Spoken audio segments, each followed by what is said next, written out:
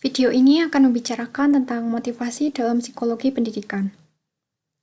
Secara garis besar, video ini akan membahas apa itu motivasi, teori-teori motivasi, faktor-faktor yang memengaruhi motivasi, dan motivasi belajar dalam pembelajaran di kelas. Jadi, apa itu motivasi? Motivasi dapat didefinisikan sebagai sebuah dorongan, hasrat, ataupun minat yang begitu besar dalam diri untuk mencapai keinginan dan tujuan tertentu. Tentu saja, motivasi belajar dalam psikologi pendidikan berkaitan dengan apa yang bisa menjadikan siswa fokus, apa yang dapat memotivasi siswa, dan apa yang membantu siswa aktif di dalam kelas dan sukses secara akademik. Jadi kita akan mulai dengan penjelasan mengenai motivasi intrinsik dan motivasi ekstrinsik. Motivasi intrinsik adalah motivasi yang muncul dari dalam individu, sedangkan motivasi ekstrinsik adalah motivasi yang datang dari faktor di luar individu. Contohnya, ketika merasa termotivasi secara intrinsik, seseorang akan memiliki keinginan untuk berprestasi, memiliki rasa ingin tahu, atau mereka merasa tertarik pada topik yang sedang dipelajari. Ketika seseorang termotivasi secara ekstrinsik, misalnya, mereka mengkhawatirkan uang, nilai ujian, karir masa depan, serta hal-hal penting lain yang disebabkan oleh lingkungan dan bukannya faktor-faktor dari dalam diri individu. Namun bisa dilihat bahwa kedua faktor tersebut sama-sama penting dalam memotivasi seorang individu. Selanjutnya adalah beberapa teori dan pendekatan yang berbeda tentang motivasi. Yang pertama yaitu pendekatan behavioral. Pendekatan ini memandang bahwa suatu perubahan di dalam perilaku adalah sebagai hasil dari pengalaman di dalam lingkungan. Lebih tepatnya, pengalaman seperti reward dan punishment yang dapat menurunkan atau meningkatkan kemungkinan perilaku tersebut akan diulangi. Ini dikenal sebagai operant conditioning. Selanjutnya adalah pendekatan humanistik. Menurut pendekatan ini, manusia adalah makhluk yang baik, dapat dipercaya, dan selalu berusaha untuk mencapai aktualisasi diri. Jadi, motivasi berasal dari keinginan dari dalam diri untuk memaksimalkan potensi sejatinya sebagai manusia. Berikut adalah pendekatan kognitif sosial, yang menyatakan bahwa faktor sosial dan kognitif, dan juga faktor perilaku memainkan peran yang besar dalam proses belajar. Pendekatan terakhir di sini yaitu pendekatan sosial budaya yang menekankan fakta bahwa masyarakat memiliki peran dalam mendorong perkembangan dan pertumbuhan individu. Pendekatan ini melihat dari nilai-nilai seperti norma, peran gender, struktur kekerabatan, ras, etnis, agama, permainan kekuasaan, dan faktor sosial budaya lain yang dapat berkontribusi pada motivasi. Jadi, tadi adalah 4 pendekatan utama mengenai motivasi. Kita akan masuk pada faktor-faktor yang memengaruhi motivasi.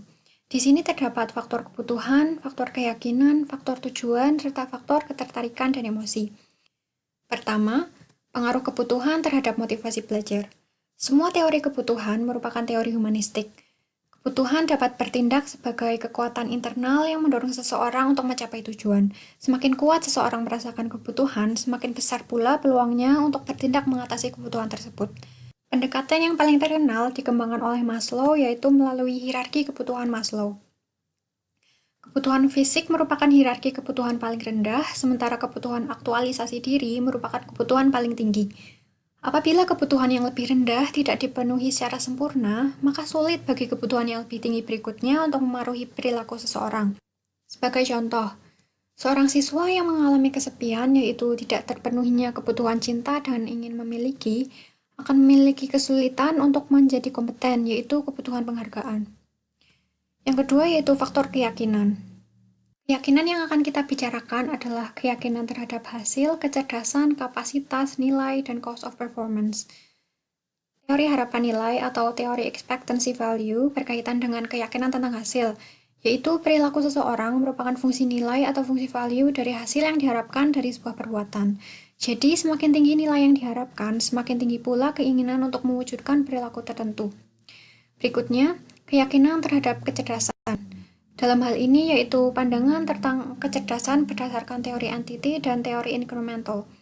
Menurut teori entity, kecerdasan adalah kesatuan yang tetap dan tidak dapat diubah-ubah. Keyakinan ini dapat menimbulkan keputusasaan pada diri siswa.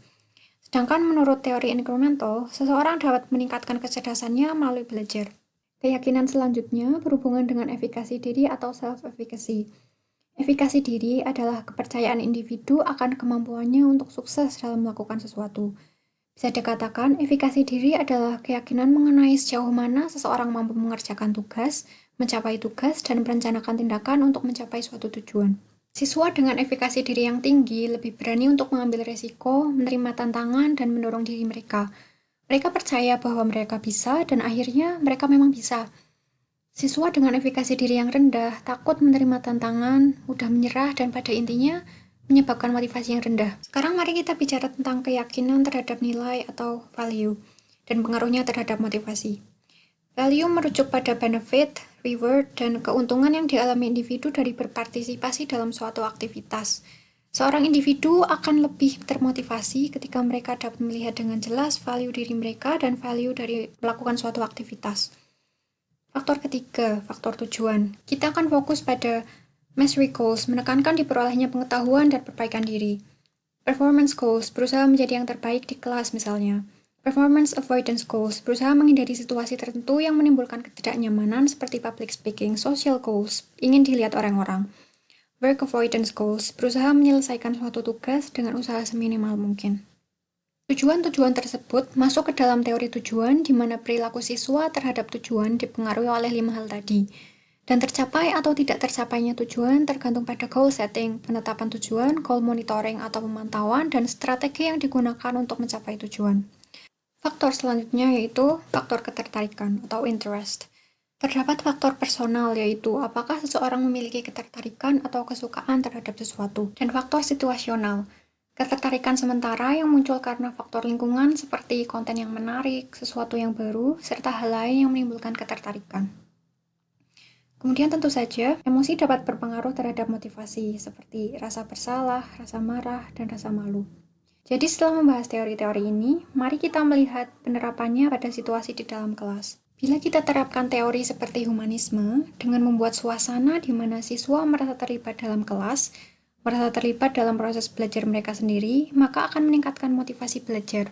Bila kita terapkan teori goal setting, akan membantu siswa fokus pada tugas dan menjaga motivasi untuk selalu menyelesaikan tugas mereka. Bisa kita gunakan teori value, membantu siswa melihat value dari kerja keras mereka. Seorang pendidik harus melihat dan mencari tahu apa yang diyakini siswa tentang diri mereka dan membantu meningkatkan efikasi diri siswa, sehingga mereka sadar bahwa mereka bisa mendapatkan hasil yang baik dari kelas tersebut karena kerja keras mereka.